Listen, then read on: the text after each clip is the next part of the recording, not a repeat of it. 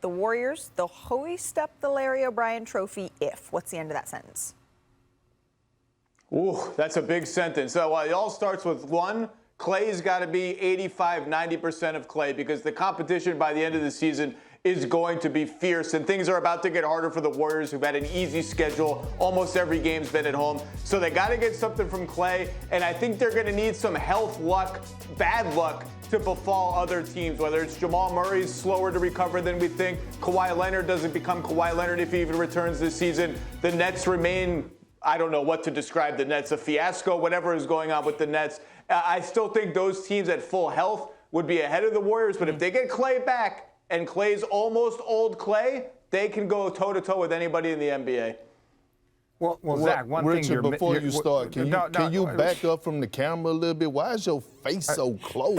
Like, can you back up a little bit? I have been asking you that for months, and you still won't address it when you're in this camera. So, back to my original point, Zach. The one thing that you're accounting for when you're talking about Jamal Murray and Kawhi Leonard is that Klay Thompson is coming back months before those guys. He's slated to come back in the next few weeks, where we don't have a timetable for Jamal Murray. We know it's going to be months, and Kawhi Leonard is going to be months. So we can't really throw those two iffy teams because Klay will have a whole few months to acclimate before those guys are even ready to start playing. That's one. I truly believe that the Warriors become the best version of themselves if the guys like Wiseman, if Poole, Gary Payton II, if Otto Porter, if those guys are studs. Because when you go back to the 15 and 16 team, the team that won 73 wins, the team that won a championship, their bench was furious. Their death lineup, all of those things were about a team and everyone moving at a cohesive unit.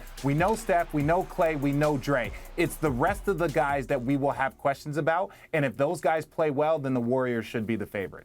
I 100% agree with you, RJ. And it comes to the others. Yes, I agree with you. We know what Clay could bring if he's healthy. We know the experience that Andre Iguodala has, Steph Curry, and Draymond Green. But when it gets to the playoffs, or the guys like Jordan Poole, or the guys like Damian Lee, Wiseman, can they adjust on the fly? Can they pay attention to the little details, the things that don't show up in the stat sheet? Can they be able to be consistent when guys take away their strength on the offensive end and be able to counter and do things on, and do things in counter? Because we all know when the playoffs start, the scouting report book gets a little thicker, and guys key in on guys. So, throughout the regular season, you move on to the next game. But in the 7-game series, all of a sudden, things become a little tougher. Those shots become more meaningful. And so that's what I'm talking about when I look at the Golden State Warriors, like those others. Can Andrew Wiggins be that two-way player, defend a guy like LeBron James for a 7-game series, not stop him, but control him enough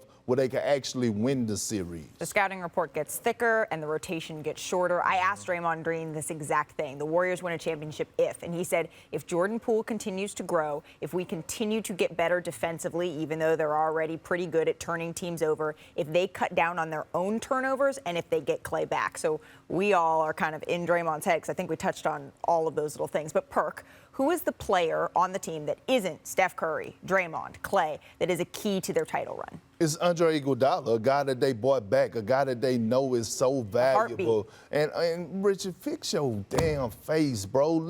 Just listen for a second. He is so key for that second unit. When I look at how he controls the game, being able to be that point forward type guy, because the Warriors do a lot of cutting and things to that nature. So when Steph Curry goes out the game, I love how Andre Iguodala steps up as a leader. So he is the most important in my opinion because it's so key for those young guys. Okay, we get it. This is what I'm trying to express here. The fact that you're saying that Andre Iguodala, who I could have played against in college, and I'm 41 years old, is the key to them being successful. Andre is going to be an important piece to what they do, but it really comes down to Wiseman. If Wiseman can turn into, we look at what DeAndre Ayton has done, the jumps that he has made. He hasn't turned into this crazy offensive threat, but if Wiseman can learn how to roll and replace, and Stephen A., as much as I rarely quote the big fella, the OG brings it up. If you can win it with Andrew Bogut and you can win it with Zaza Pachulia, if Wiseman can develop into a good role player, he's highly skilled. He was the #1 pick. He has all of these things. If he can contribute just enough, then I think the Warriors have a very, very tough time being beaten. Well, first of all, he was the #2 pick. Let's get that right. Excuse me. And then second of all, the Golden State Warriors were better when Wiseman went down. They actually were better with Looney in the lineup. And so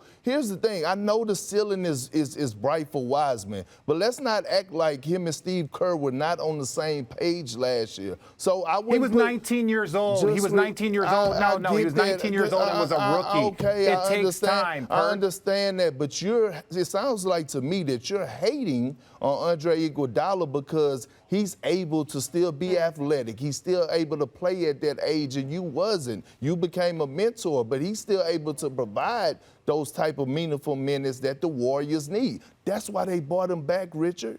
That's why. Yeah, Andre Iguodala will be the key to winning the championship for the Warriors. Well, he was a finals MVP. At one point, he was a finals MVP, Richard. Zach, I actually think Zach and I have had some interesting discussions. We've had some interesting discussions about James Wiseman, about his usage. So I am curious, Zach, who is your guy that you're looking at outside of their kind of core three? Well, these guys, between making fun of each other, name damn near every player on the Warriors roster. And whenever you ask this question, it tends to be either young guys, oh, Wiseman's exciting, Poole's exciting, or old guys like Andre Iguodala. Perk mentioned the right name for like a second and moved on. And the name is Andrew Wiggins. Nobody ever brings up Andrew Wiggins because he's boring. He puts up the same numbers every year all the time. They're going to need the best version of Andrew Wiggins if they want to win floor playoff series. That's Andrew Wiggins, above average three-point shooter on good volume. That's Andrew Wiggins, like Perk said, defending everyone from #1 point guards to #1 wings. Because guess what? Klay Thompson, everyone wants to talk about his shooting. He was massively important to the Warriors defense. Their second best perimeter defender, maybe third best after Andre. Thanks for watching ESPN on YouTube. For live streaming sports and premium content, subscribe to ESPN+.